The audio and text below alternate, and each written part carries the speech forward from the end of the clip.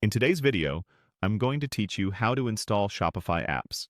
By the end, you'll know exactly how to find the right apps, explore categories, and open the app pages where installation happens.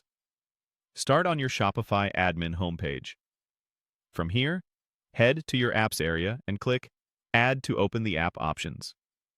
Choose Shopify App Store to launch Shopify's official marketplace. This is where you'll discover trusted tools for marketing, sales, design, and more. On the App Store home, check out Popular with stores like yours. This section surfaces recommendations tailored to your business type, which is a great shortcut if you're not sure where to begin. As an example, select the TikTok app from those recommendations to open its listing. On an app page like this, you can review features, pricing, developer info, permissions, and support resources. If you want a second look, you can open TikTok again from its tile to compare details such as screenshots and recent updates. Next, return to the main App Store view and click Browse Apps to see the full directory. From the categories, open Sales Channels to explore ways to sell on social platforms and marketplaces. Then explore other categories to round out your toolkit. Selling products for product sourcing and management, store design for themes and visual enhancements, and store management for operations, analytics, and automation. If you need to reset your view, click Browse Apps again.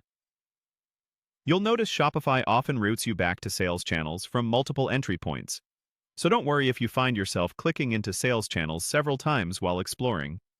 It's a common path when you're focusing on social commerce options. When you're ready to search directly, go to the Sales Channels area and use the search bar.